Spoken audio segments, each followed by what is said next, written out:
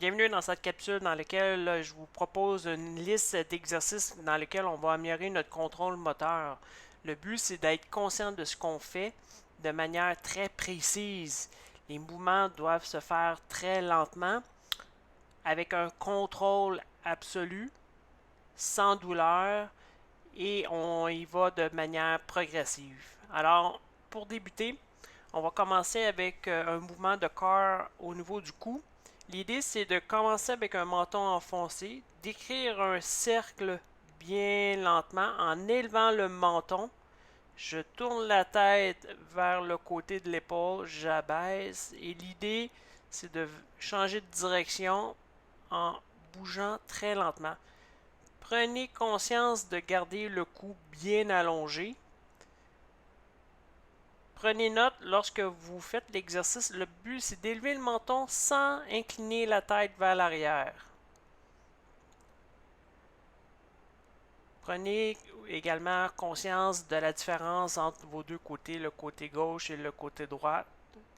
Et l'idée, c'est de ressentir certains muscles au niveau du cou.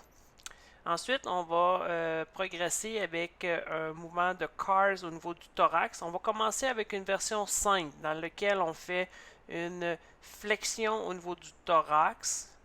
Ensuite, une hyperextension au niveau du thorax. Une fois que c'est bien compris, parce qu'on s'exécute, on bouge au niveau du thorax, on crée une rotation en bougeant très lentement sans compenser. Évidemment, ce qui est important, c'est de ne pas bouger les hanches. Donc, on crée une rotation doucement.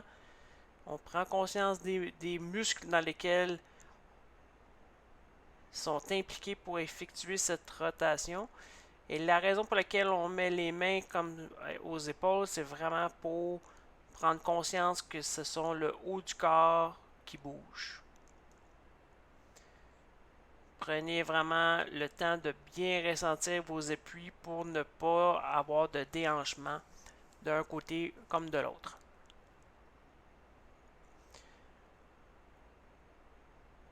Maintenant, toujours au niveau de la ceinture scapulaire, on va commencer du simple au complexe. Donc, on va allonger les bras vers l'avant et on recule les bras derrière. L'idée, en gardant les bras droits et les doigts écartés, l'idée, c'est de avancer les épaules par une protraction et ensuite on prend le temps de faire une rotation au niveau des omoplates. L'idée, c'est de bouger avec la plus grande amplitude, toujours sans douleur.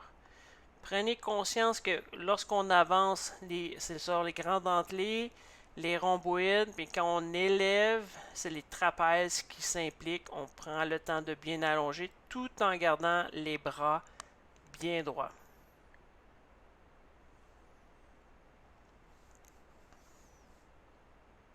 C'est un exercice qui est fort intéressant. Souvent, on s'aperçoit qu'il y a des tensions musculaires qui sont impliquées à cause des postes de travail dans lesquels nous sommes habituellement dans notre société. On va cette fois-ci créer un mouvement rotatif à l'épaule en ayant un bras bien droit. On élève, on va diriger le bras vers l'arrière sans créer de rotation au niveau du tronc. On crée une rotation interne du bras pour l'amener derrière jusqu'à côté de la cuisse. Ensuite, on fait le même mouvement inverse. On crée une rotation externe, on élève et on abaisse la main. Prenez conscience que oui, en élevant le bras, ça, en ayant le bras droit, on dirige le bras derrière sans compensation. On tourne, le biceps est impliqué, on amène le bras à côté. Évidemment, ce mouvement ne doit pas créer de douleur. Alors, si vous avez une douleur ou un inconfort, continuez juste à réduire l'amplitude de vos mouvements. Flexion au coude, on va faire un corps au niveau du coude. Donc, version simple, toujours les doigts écartés. L'idée, c'est de faire une flexion au coude sans impliquer d'enroulement à l'épaule. On va débuter avec une flexion, les mains en supination. On tourne l'avant-bras pour faire une pronation et on descend. Prenez note, lorsqu'on fléchit le bras, on crée une supination au coude, on ressent davantage le biceps, on descend les avant-bras. Et lorsqu'on prend les mains en pronation, en extension complète des coudes, on va ressentir principalement le triceps. Assurez-vous de garder les doigts écartés et le poignet droit sans compenser.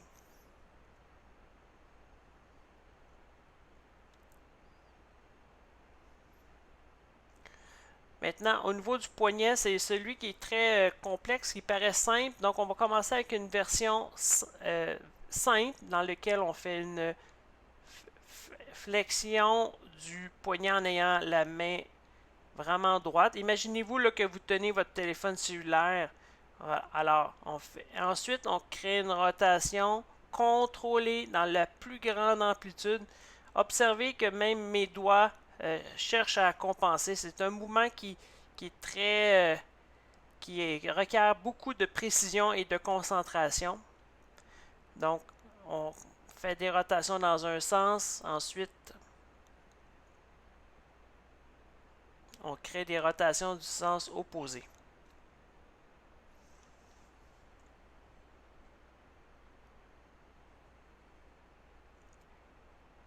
Assurez-vous de garder l'avant-bras continuellement parallèle au sol pour ne pas avoir de flexion au coude ou de flexion prononcée au niveau des doigts. Une petite variation de flexion latérale au niveau du poignet, encore là, en maintenant les doigts écartés sans compenser. Donc en position quadrupède au sol, l'idée fera de faire une antéroversion, rétroversion au niveau du bassin. Donc ici, on veut mobiliser l'ensemble de la colonne vertébrale en effectuant, par exemple, le mouvement du choc que plusieurs connaissent. Donc dans cette version-ci, l'idée c'est de faire simplement quelques répétitions. Prenez note que l'objectif c'est de partir, par exemple, du bas du dos, enrouler chacune des vertèbres en passant par les lombaires, thoraciques, cervicales.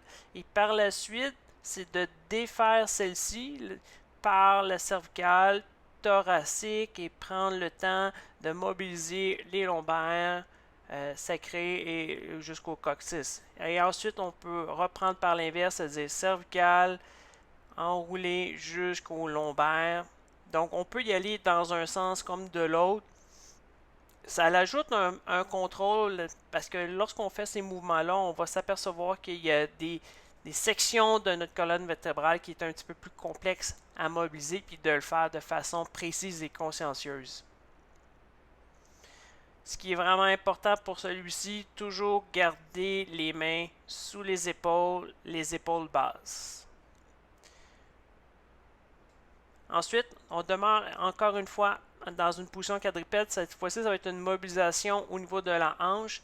Donc, ce qui est important, c'est de maintenir les abdominaux bien contractés et de faire un mouvement rotatif à la hanche à l'aide du genou. Donc, ce que je veux dire, c'est qu'on élève le genou, on dirige le genou de côté, on abaisse le genou de rapprocher vers l'autre jambe, tout en maintenant les abdominaux bien contractés, le nombril orienté vers le plancher.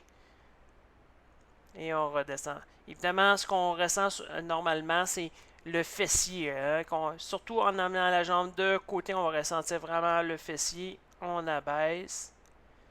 En relevant toujours les abdos contractés, on dirige le pied. Et là, lorsque le pied est soulevé, on peut même ressentir les ischio-jambiers. Maintenant, on va exercer un mouvement de corps au niveau du genou. On va débuter par une version simple dans laquelle on crée une rotation externe et interne. Prenez note que lorsqu'on fait ceci, l'idée, c'est de simplement faire une rotation au niveau du tibia sans impliquer de la cheville. Donc, une fois qu'on fait une rotation externe, on fait une extension à la jambe. Rotation interne, extension.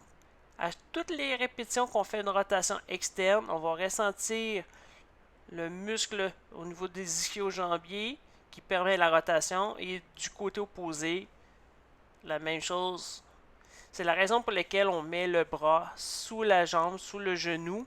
Ça nous permet d'avoir un biofeedback, c'est-à-dire de comprendre ou de percevoir quels sont les muscles qui sont impliqués pour effectuer la rotation au niveau Alors, on arrive au niveau de la cheville, on continue notre développement moteur. Donc, on va commencer avec une version simple au niveau de flexion à la cheville. Donc, on crée une dorsiflexion, une plantiflexion. Lorsqu'on fait une dorsiflexion, on devrait sentir le jambier antérieur devant la cuisse, un petit peu le mollet lorsqu'on abaisse le pied. Maintenant, ce qui est important, c'est de maintenir le tibia immobile pour créer une inversion, dorsiflexion, éversion, plantiflexion, créer une rotation consciencieuse simplement au niveau de la cheville sans que les orteils deviennent en flexion excessive ou en extension. Donc, prenez conscience de l'exigence de faire ce mouvement-là de façon bien précise. Ensuite, on renverse le sens, inversion, suivi d'une éversion, on élève dorsiflexion, on prend conscience des muscles qui sont impliqués sans que les orteils compensent ou au niveau du genou et de la jambe. Simplement une mobilisation au niveau de la cheville. Pour en savoir plus, je vous invite à consulter mon site web fredskitraining.com.